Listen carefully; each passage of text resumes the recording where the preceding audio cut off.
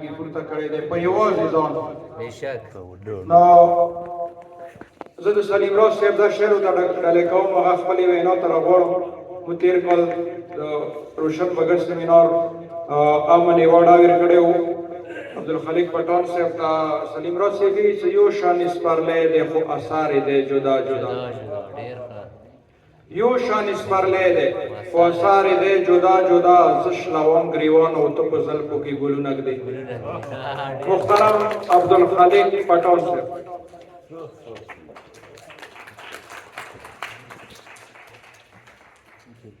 بسم الله الرحمن الرحیم.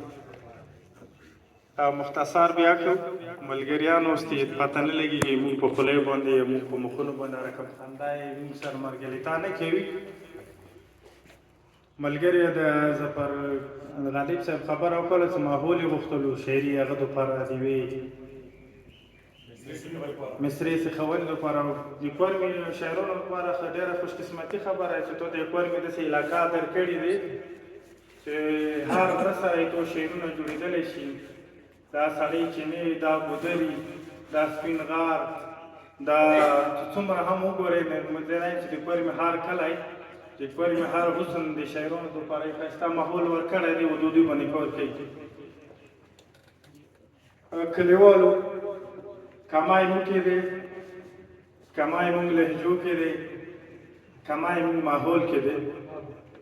پر سکون خلق نه لرو، پر سکون لهجه نه لرو، پر سکون مزال نه لرو او پر سکون ماحول نه لرو.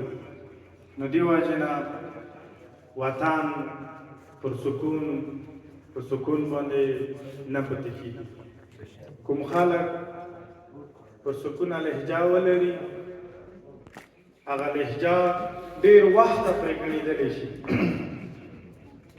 امام مولانا صاحب هم ناست دی او کومه لهجه چې په چیغو په ویر باندې شي اب یې وایي او 2 ګنټې به چیغې وکړي هغه لهجه چې کومه دی هغه کنډو کېږي. پر سکون مزال دومره کور کوي که زه پر سکون روان شم زه په کیلومیټرو مزال کولی شو خو که په منډو شو کېدای شي د پړشینار بازار نه په منډې باندې ونه زوره جوړ شو.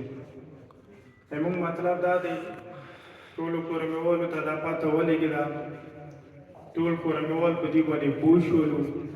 هر یو انجمن، هر یو اهل فکر سړی، هر یو مشر، هر یو ځوان، هر یو طبقه، هر یو تعلیم یافته او بې تعلیمه سړی په دې باندې اوس پوه دی. دغه نه اخپله که موږ په دغې خبرې باندې ټیم ضایع کوو چې زه تا په یوه څه امر ښه شی دی، ته ما په یوې څه امر ښه شی دی، نو زه یایم چې دغه نه خپله د پړچینار والا خلکو ته، د سدې والا خلکو ته، د بګم والا خلکو ته دا نه خپله که په دغې خبرې باندې د په یووالي کوشش کوو چې د کومو حالاتو مو وولو، د کومو حالاتو مونږ ته زده کړه راکړه، د کومو حالاتو چې مونږ ویران کړلو، د کومو حالاتو چې مونږ کنډر کړلو، د کومو حالاتو چې مونږ هر یو سړي ته مجبور کړلو، د مونږ اواز، د مونږ مجبوري، د مونږ ستم، د مونږ ظلم، د مونږ فریاد دغه پاکستان پرېږده د دنیا یوه داسې ګناه نه دي پوتې چې هغه په خبر نه دي کړي. زه دغه نه یم دغه نه اخپله مونږ ته پکار دی مونږ لهجې کې د ځان دپاره هم د بل دپاره هم احترام ولرو. زه په خپل منبر باندې هم د ځان دپاره هم د بل دپاره هم د خپل مسلک دپاره هم د بل مسلک دپاره هم دغه سپیکر دغه خوله دا د مونږ وطن جوړوي هم او تاسو ته به پاتې دغه د مونږ وطن رنګ هم کړو. دا موږ زه ډېر خوشحال یم دې پرې چې د کورمې ته دې پرې داسې مشران راغلي دي د تاسو د خورې نه هم څه اوس مشران دي د 40 کالو نه عمر زیات سړی ډېره تجربه لري. موږ ټولو نه دا یو چې د لهجو کې د نرمي په سبب باندې که حکومت یې هم هغه ته د ړنګو چانس کم وي جوړولي چانس به زیات وي. لهجې کې څه احترام راوړو، لهجې کې څه روغه خبره د ځوان راغله بیا موبایل ته هم د ړنګونې ماحول نه میلوېږي، بیا اهل فکر خلکو ته هم د ړنګونې ماحول نه میلوېږي، بیا د مرچیو د بارودو ته هم د ړنګونې ماحول نه میلوېږي. نو زه هم دا ډېره ښکلې موقع دی مونږ که څه ډېر وخت بعد دلته راولرو تاسو باور ولرو وطن مینه وطن خو د یو کلي نامه نه دی، وطن خو د یو کور نامه نه دی، وطن خو د دغې علاقې هر یو غره ته یایي، وطن خو د دغې علاقې هر یو سامي ته یایي.